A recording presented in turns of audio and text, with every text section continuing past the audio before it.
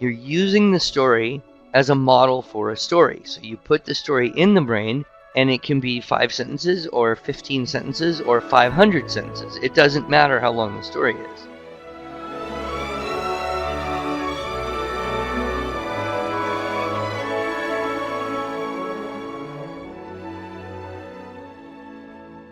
Hello, and welcome to the Arts of Language podcast with Andrew Pudewa, founder of the Institute for Excellence in Writing, or as many like to say, IEW. My name is Julie Walker, and I'm honored to serve Andrew and IEW as the Director of Marketing.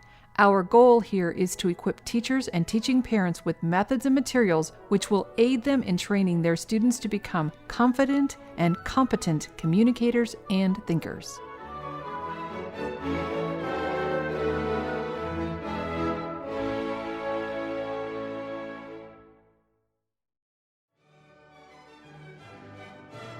Hi everyone, this week we're going to switch it up a bit and play for you the audio portion of one of our IEW webinars.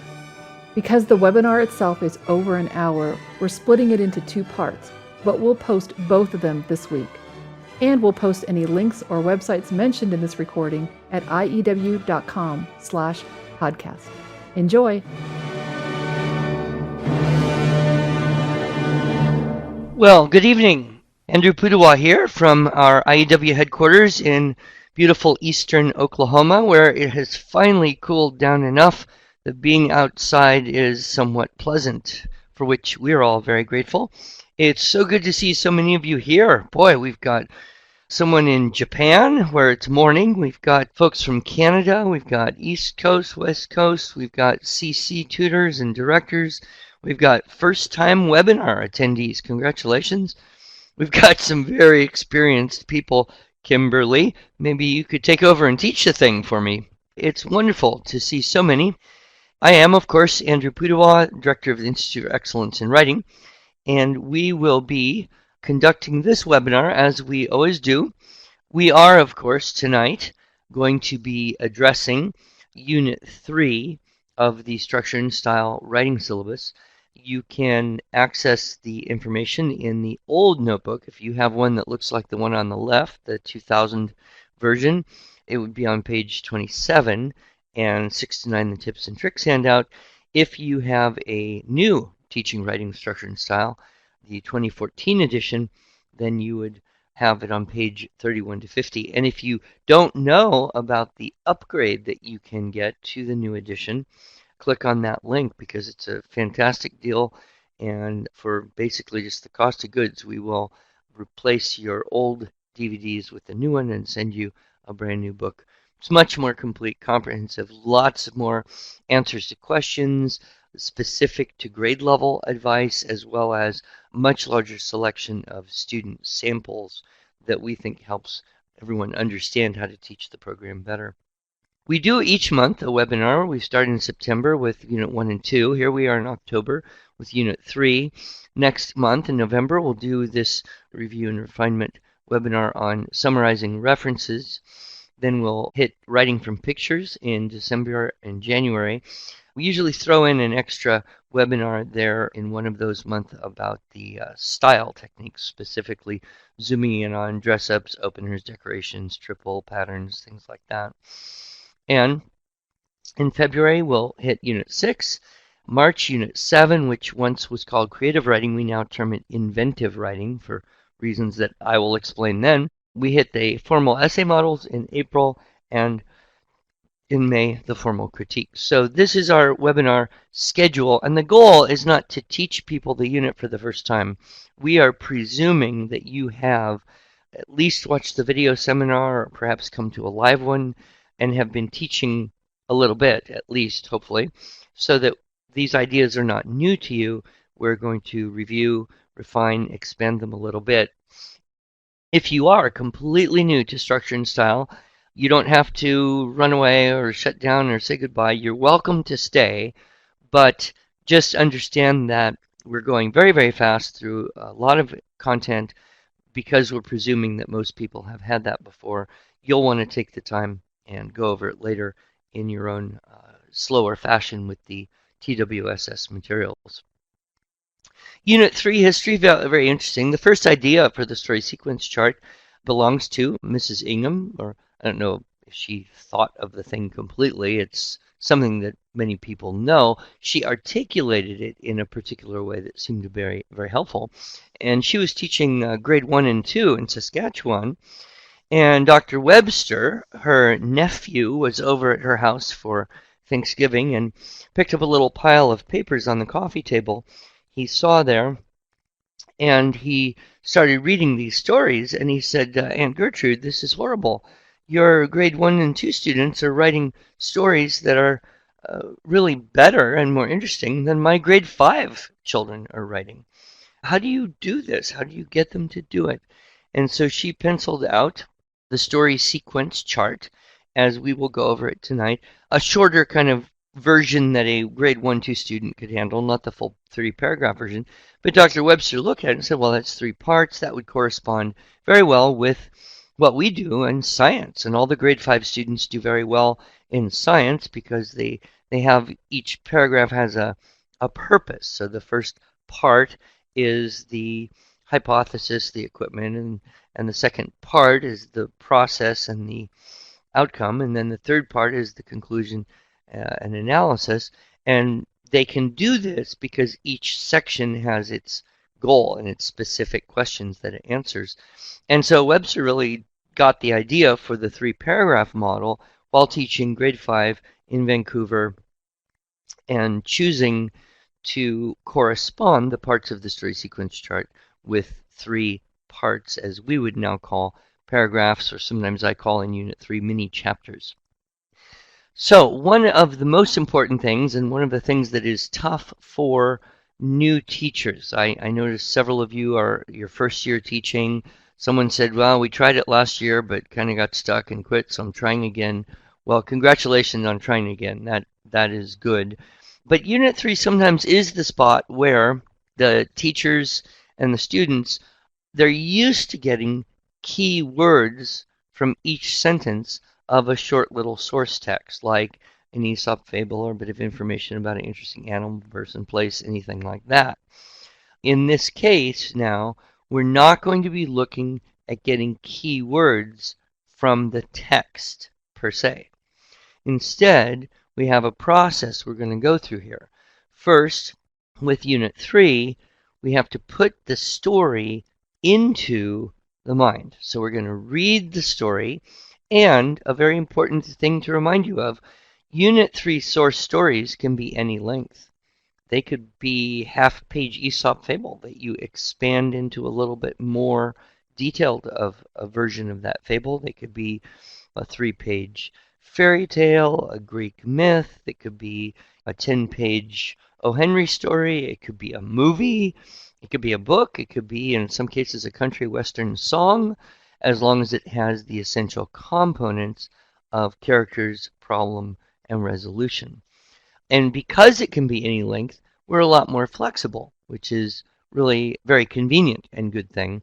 But you have to understand the process. You put the story into your brain by reading it, maybe 2, maybe 3 times. Read it, talk about it, be sure it's as clear as possible. And then we use the story sequence chart to pull the story out of the brain, and that's how we get the keyword outline. So this is very often the place where people get stuck. They look at a story and say, I don't know how we could possibly take keywords from every sentence in this thing. And the answer is, you're not. It's a new unit, it's a new method, it's a new way of extracting keywords. It's the first of the creative units. Of course, Unit 3, 5, and 7 are the story, the narrative, the creative, the inventive side of the syllabus, whereas Units 4, 6, and 8 are kind of the research, report, research, essay, fact-based side. So this is the first of the inventive side units, and because of that, we have to have this different system. You're using the questions of the story sequence chart to pull the content out of the story. So you're going to identify the story sequence and make an outline based on the story sequence chart. When you summarize stories from outlines or retell existing stories, then what happens is you internalize the components of a well-constructed story, and then you also are learning in Unit 3 that each paragraph or part or division has a specific job, a specific purpose. And that's something we try to make clear to the students in Unit 3. Each paragraph has a purpose. Then in Unit 4, the purpose of the paragraphs is more similar, but that idea that they all have a job to do is present in the mind of the student. You can use our story sequence chart poster that you have access to a color PDF of that poster if you're a premium subscriber, which I believe most of you are. We also, for classroom teachers or anyone who would want one, we have the larger poster on thick laminated poster board that you can buy. Those would be for hanging on the wall in a classroom that would have more students. It could be easy to see. But get yourself a poster. You can even make your own if you don't like ours. But have a story sequence chart poster on the wall. You'll need some source text. And of course, again, we help with any of the theme-based writing books. I know many of you are doing classical conversations, so this year you're working through the medieval history-based writing and the Unit 3 narrative stories there. Augustine, the Archbishop of Canterbury, The Sword and the Stone. Then if you have a co-op, perhaps you've got stories going. If you're looking for stories on your own, we provide a good number of them in the TWSS, and then we have a file that has just straight source stories, and so you can use those. Then again, all of the theme-based have them. And as I mentioned, any length of story will work. Short Aesop's fables are a good start. If it's too short, it's not long enough to flesh out the story sequence chart, that can make you frustrated. Longer ones would tend to probably work better in this case, but certainly myths like Midas and the Golden Touch, fairy tales like Cinderella, those can certainly work as well. And so here's the story sequence chart poster. I hope it's clear enough. The first paragraph, or you could call it a mini chapter, is where you tell one or more of the characters. You don't have to tell about all of them, but you have a character at least and a setting. So you've got somebody in a situation to do something. And the setting would be the when and the where. And then sometimes there's other elements, such as in The Fox and the Crow, the cheese is an element of the story that is necessary for that story to occur. That'd be part of the setting. In fact, one good way to think about setting isn't to think when and where, but to think set up. What are all the circumstances that are necessary? And you can get more in that first section. Then, of course, you've got a conflict or a problem.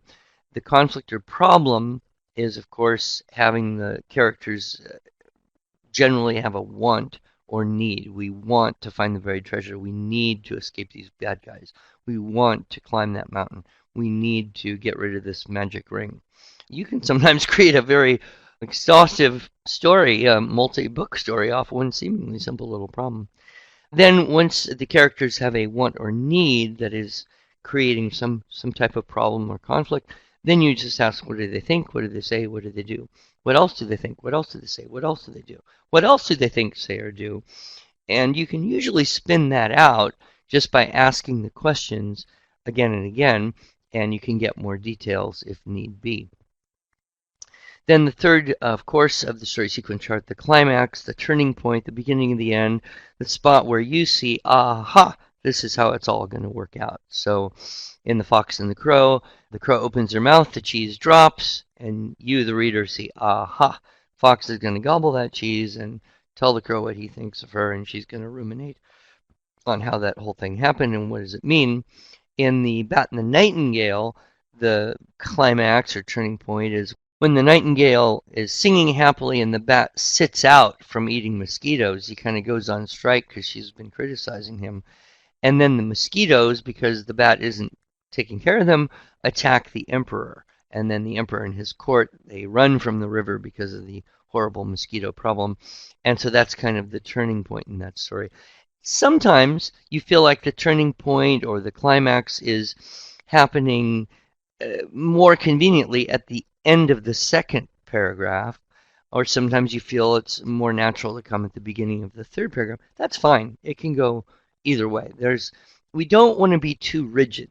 The people who get stuck at Unit 3 tend to be those who are, very rigid, tell me exactly the right way to do this, and then they're afraid if they don't do it exactly the right way. And I will tell you, honestly, there is no exactly right way to do this. There are 100 ways that it could be done. And the more you just do it and talk it through and get ideas from kids, and don't worry about whether it's right, just put words on the whiteboard, get words in the keyword outline, and it'll all come out in the wash, I promise you. So I actually want my students to memorize the chart, and I give them a little quiz and say, you're going to have to produce this from memory on a quiz next week or 2 weeks from now or whatever. I want them to know it so well that they could actually explain it or teach it to someone else. So keep it handy, memorize the chart, get the posters up, and there you go with the PDF mini subscription and the direct links there on that page. So if you want to click over there and find that real fast, you can. How to teach Unit 3? Well, when any new unit, you always begin with a group demonstration, and that's if you have a group. If you're doing this one-on-one with a child at home, you just pretend that you're the teacher and you're also another student and you're participating. You just do a little teamwork and make it happen together. Hopefully, you've got another student or two that you can do with if you have a class, either a co-op or an after-school little tutoring class or part of course, a structured program like CC. Even if it's just you and your kids, you can have students of a wide age range sit in and make keyword outline with you on a whiteboard together. So someone who's a little too young to really do much writing or copy work, they might have some ideas contribute to the keyword outline. Someone who's a little bit old may be in there too. So I think there's a nice synergy if you can begin with a group. You may need to read the story again, and that's okay, as I mentioned. Then you'll refer to the story sequence chart and ask the questions. And there they are, all in bold. Who, what, when, where.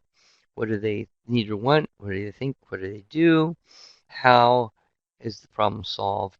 And why? Why have the story? Is there some kind of message, lesson, or thing from the story that would be particularly helpful to people in general? Don't choose the words from each sentence, but of course, if you read the sentence and put it in the brain, then you ask the questions and pull it out of the brain, then some of those keywords may appear on the page of the source text. You're just not looking on the page of the source text for the keywords. I hope that's clear. If not, someone can ask a question. The questions are a guide. They don't all need to be answered. Some things may be a little fuzzy and you don't know. You don't know what they're thinking. You know what they're doing, but you don't know what they're thinking. That's okay. What did they do? What else did they do? What did they say? What else did they say or do? And then it's also nice to prepare the students for writing using dress ups and sentence openers. So looking at some of the ly word options, some of the strong verbs that might come up in that story, some of the adjectives that could describe the characters in the setting, and try to do a little bit of pre-thinking. I like to put word lists, all over the whiteboard. I like to have a very nice large whiteboard. Even if I had 2 students, I'd still want a nice large whiteboard. I would say if you have a great big whiteboard, wonderful. If you got a small little thing, you do better just to invest in a larger one. And if you don't have a whiteboard at all, well, you're totally blowing it, so you better get with the program and get yourself a nice whiteboard as soon as possible. And it doesn't have to be one of those big $300 things from Office Depot. You can, for $24, get a nice 4x8 sheet of laminated masonite, tack it on the wall, and when it gets scratched up or something, just replace it. But whiteboard, very important. If you have a group, then I like to have the students kind of go off into pairs and tell each other the story from their notes. So again, we're not dropping the verbal part, the telling back part that we established in Unit 1 and 2. We're going to reinforce that. Maybe, though, use it a little more sparingly depending on where you're at with the sequence. And then you're going to use 3 paragraphs or 3, what you might call, as I did, mini chapter or 3 section using the outline based on the story sequence chart. So that's the process. The story clincher rule is simply the rule that says that the last sentence in the story will repeat 1 to 3 words of the title. Or you could call it the title rule, and that is that the title would repeat 1 to 3 words from the last sentence or the story clincher. And that tends to work very well. That way, you can use a story like The Boy Who Cried Wolf, and people can kind of play with it as they go, choose an interesting title, and then you don't have The Boy Who Cried Wolf. You've got The Bloody Cap, right? Or Death by Stupidity, or The Boy Who Learned a Lesson, something like that. All right. Now, we did this in the webinar last year on stone soup, and I'm sure most of you are familiar with the story. We're actually going to skip this tonight. Not going to read the story, not going to make the outline, but you would do it the same way. You have the characters and setting, who's in the story, what are they like, when and where does it happen, is there anything else there that you need for the setup? Okay. Next, what's the problem, the plot, the conflict, what do they want or need, what do they think, what do they say, what else do they say and do, what else do they say and do, what else do they say and do, and then, of course, the climax, turning point, resolution. How is this story, this conflict or need resolved? What happens after that? Is there any message or lesson embedded in the story? And can you comment on that without accidentally kind of moralizing? That's kind of challenging, but you can work with it. Students can work with it. Here is a picture of the keyword outline that I did last year from this story. And so you can kind of see characters and setting. All right, there's a tramp who's traveling, very ingenious guy. He met the old woman who was alone. She was suspicious. The traveler was hungry, and he knocked on the door, and she said, "We don't have any food." So there you have the setup. So then the problem, the traveler wanted to have a meal, and so he offered a magic stone that would make a most remarkable soup. She was interested, so invited him in, and they put a fire on the pot on the stove, and then he asked if there could be some seasoning, some barley. They added some chicken, kept putting more in each, and the husband was pleased. The traveler left, and they said, "Oh, come back," and he had taken his stone.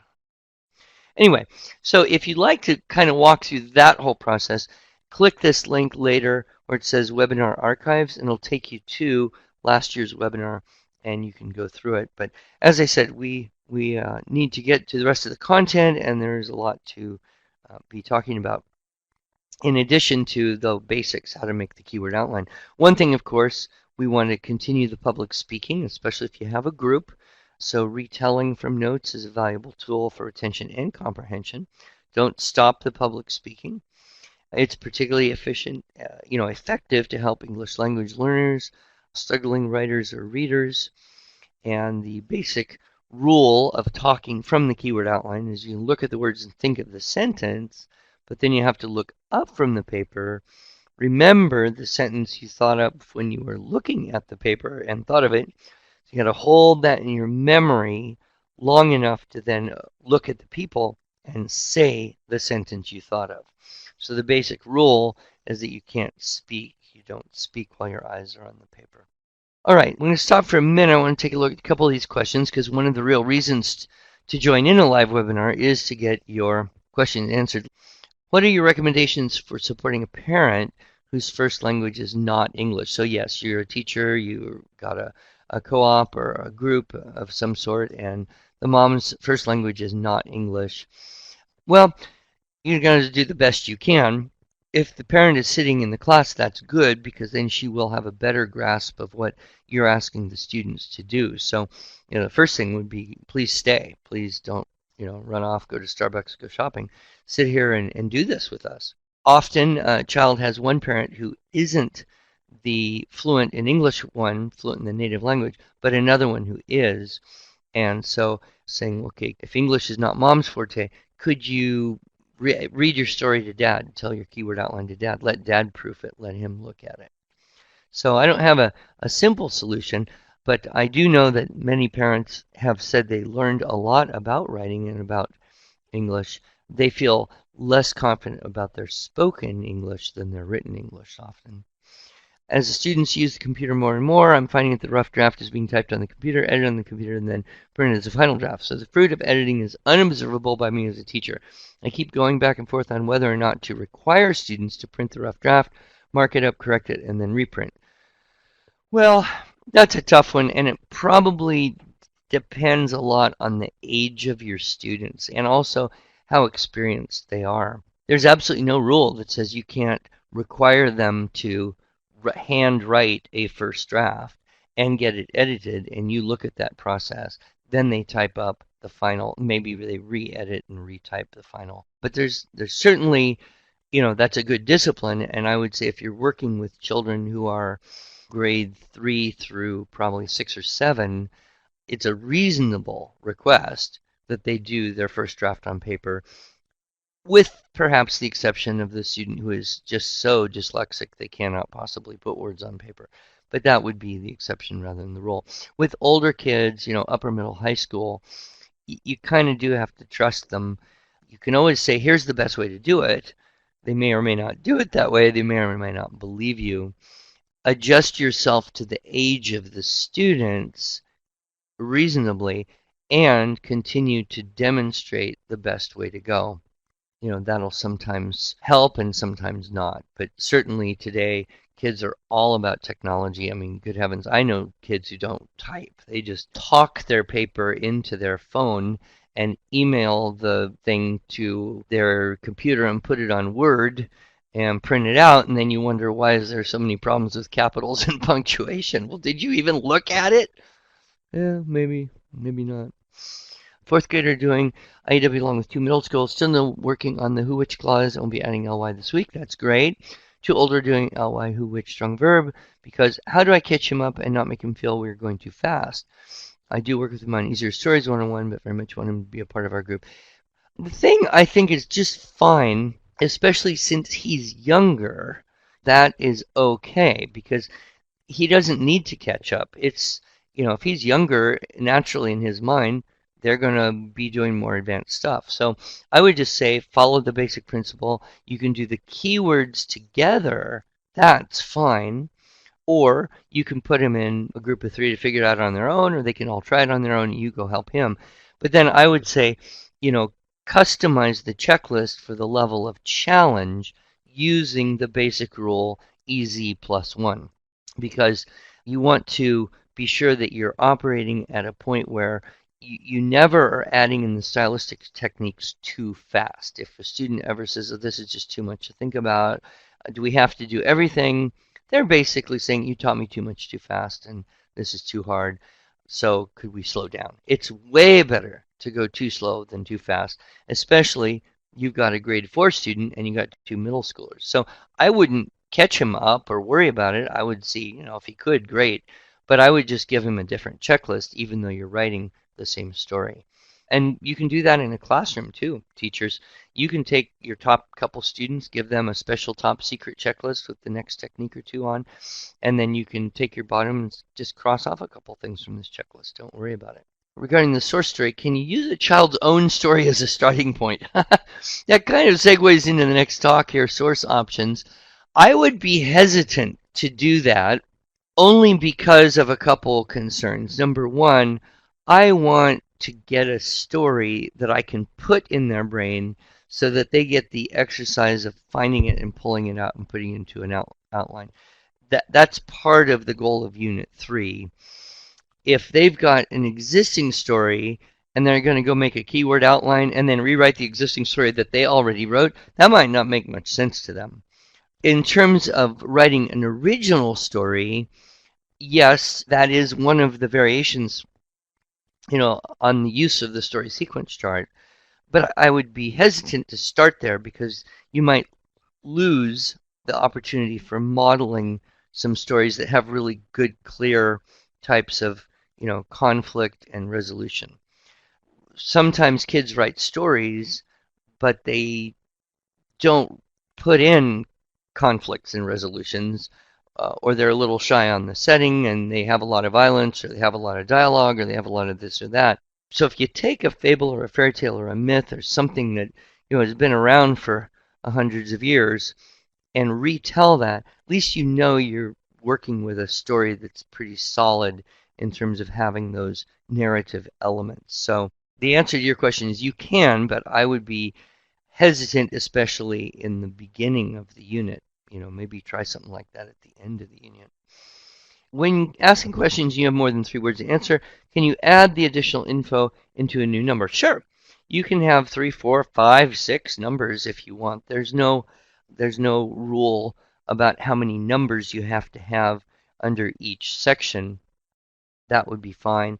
And here, just to remind everybody, in a keyword outline, just like Unit 1 and 2, symbols, numbers, abbreviations are free. So once you've established a character, like the bat and the nightingale, you can just put B for bat and N for nightingale. You don't have to write those again, and those are free. Those will be symbols or abbreviations. So yes, you're very flexible in the keyword outline here.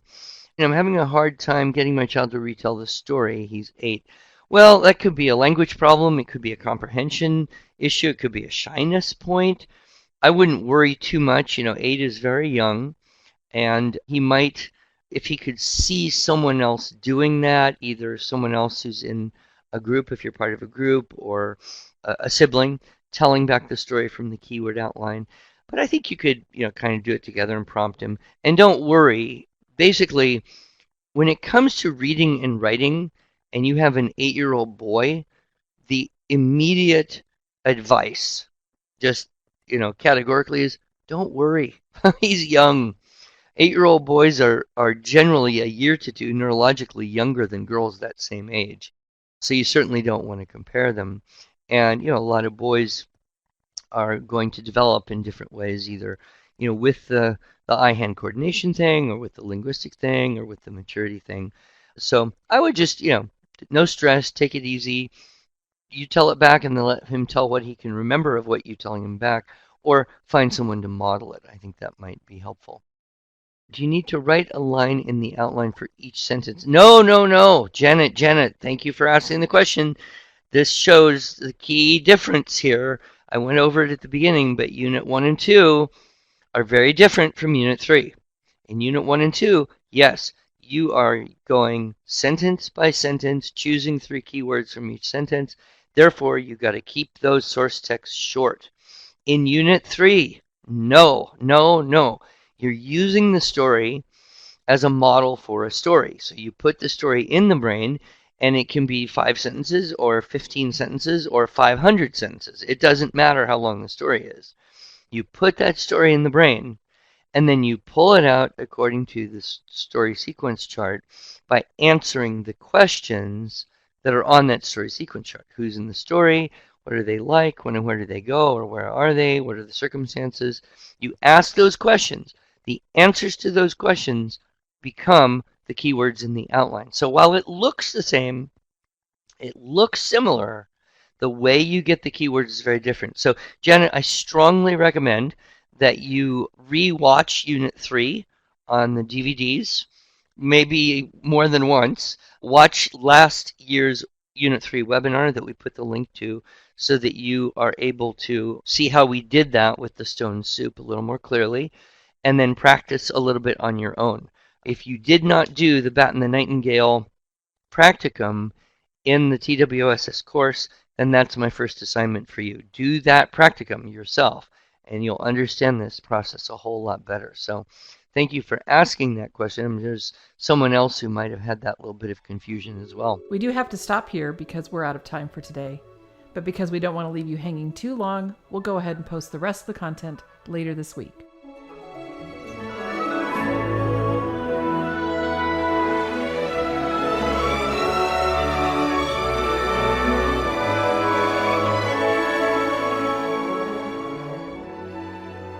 Thanks so much for joining us.